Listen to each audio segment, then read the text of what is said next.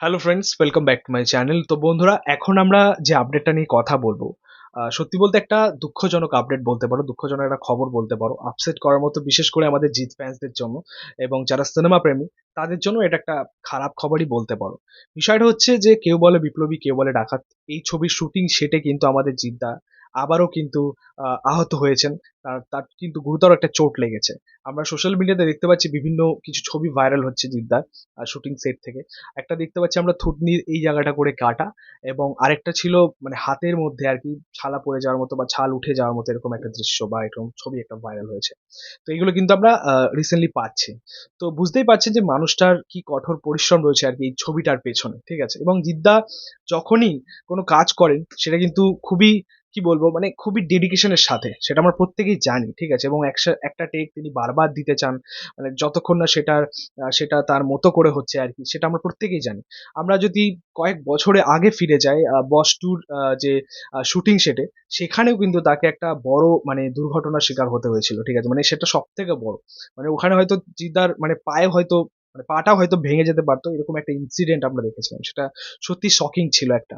বিষয়টা হয়েছিল, তোমরা সকলেই দেখেছো ভিডিওটা, যে গাড়িটা করছে এবং জিদ্দার পায়ে বা কোমরে এসে ধাক্কা লাগছে। ওখানে কিন্তু একটা বড় দুর্ঘটনা ঘটতে পারতো। ঠিক আছে? মানে জিদ্দাকে আমরা দেখেছি যে এই মানুষটা এরকমই, যে তিনি কিন্তু ওই বডি ডাবলের কিন্তু মানে সাহারা খুব একটা নেন না। ঠিক আছে? মানে নিজের স্টান্ট নিজেই করতে চান। করেন এটা ঠিক কথা।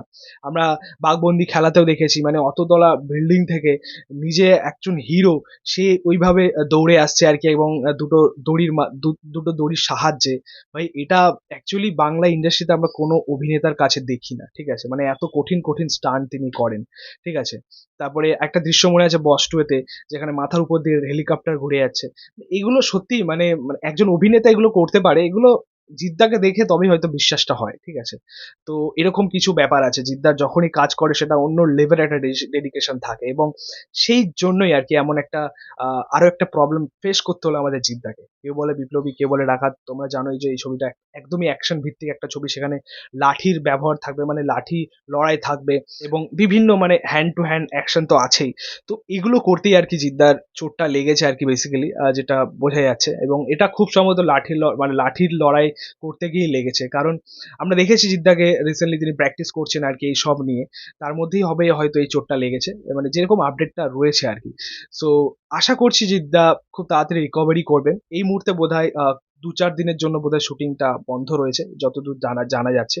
খুব শীঘ্রই কিন্তু আবার জিদ্দা শুটিং ফ্লোরে ফিরবে। আমাদের শুভেচ্ছা, আমাদের ভালোবাসা, আমাদের আশীর্বাদ জিদ্দার সাথে সবসময় রয়েছে। যাই হোক, এই ছিল বলার এই বিষয়টা নিয়ে। দেখো, খারাপ তো অবশ্যই লাগছে, ঠিক আছে? বাট এটাই বলবো যে মানুষটাকে সাপোর্ট করো। দর্শক হিসেবে, ফ্যান্স হিসেবে মানুষটাকে সাপোর্ট করো। তিনি সাপোর্ট ডিজার্ভ করে আমাদের। তো যাই হোক, এই ছিল বলার। তোমাদের মতামত, রিঅ্যাকশন অবশ্যই কমেন্টে জানিও। ভিডিওটা ভালো লাগলে অবশ্যই লাইক কমেন্ট শেয়ার করবি, পাশে থেকে সাপোর্ট করো, চ্যানেলটাকে অবশ্যই সাবস্ক্রাইব করে যাও, পাশে থাকা বেল আইকনটা পরবর্তী ভিডিও